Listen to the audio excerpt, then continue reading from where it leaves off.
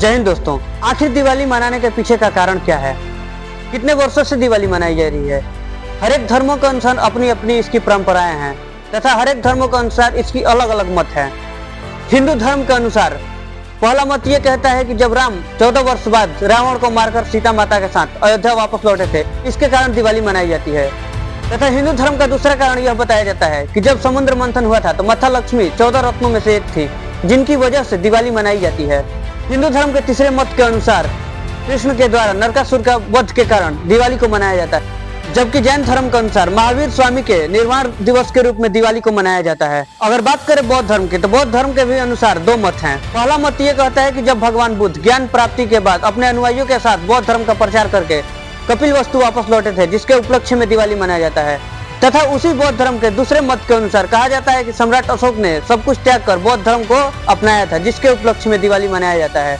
सिख धर्म के अनुसार गुरु गोविंद सिंह की रिहाई पर इस दिवस को मनाया जाता है। तो चलिए दोस्तों, आज की इस वीडियो में इन सारी बातों को हम गहराई से और सच्चाई के माध्यम से समझते हैं कि इसके पीछे का वास्तविक कारण क्या है और वास्तविक सच्चाई क्या है। हमारे देश में दिवाली बहुत ही भव्य तरीके से तथा बहुत ही धूमधाम से मनाई जाती है। यह एक ऐसा पर्व है जो मुख्यतः बिहार तथा उत्तर प्रदेश के क्षेत्र में मनाया जाता है, और इस त्योहार पर देश भर के लोग जो बिहार से बाहर कमाने के लिए गए हैं या अपने जीवन को यापन करने के लिए गए, छठ पूजा करने के लिए अपने बिहार में वापस आते हैं तथा अपने अपने राज्य में वापस आते हैं। दीपावली का अर्थ होता है दीपों का उत्सव, मतलब कि दिए को जलाकर संसार को तथा जगत को रोशन करना। तो चलिए दोस्तों, आज के इस वीडियो में इन सारे कारणों को बारीकी से समझते हैं तथा एक एक करके इसके पीछे की वास्तविक सच्चाई तथा इसके वास्तविक कारणों को समझते हैं कि इसके पीछे का वास्तविक कारण क्या था जिसकी वजह से दीपावली मनाई जाती है। वीडियो शुरू करने से पहले मैं आप लोगों को मैथोलॉजी तथा हिस्ट्री के बीच में अंतर बताना चाहूंगा। मैथोलॉजी उसे कहते हैं जो सिर्फ कल्पनाओं के आधार पर लिखी गई है, जिसका प्रमाणिक साक्ष्य मौजूद ना हो, जिसका कोई एविडेंस मौजूद ना हो।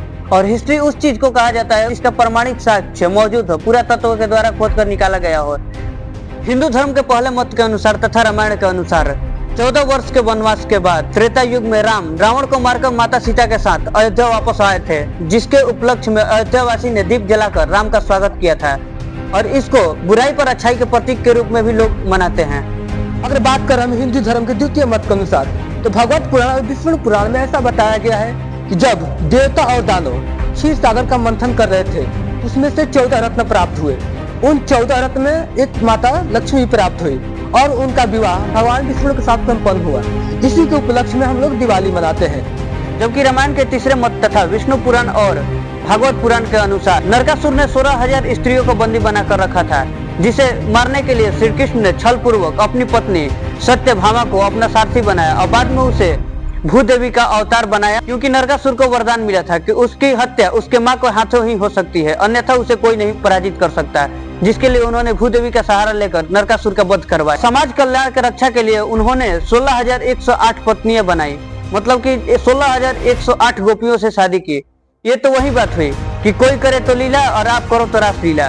जैन धर्म में इस दिवाली को निर्वाण कल्याण दिवस के रूप में मनाया जाता है, क्योंकि जैन धर्म के 24वें तीर्थंकर महावीर स्वामी के मोक्ष की प्राप्ति 527 ईसा पूर्व में पावापुरी के निकट कार्तिक के अमावस्या के रात को हुई थी।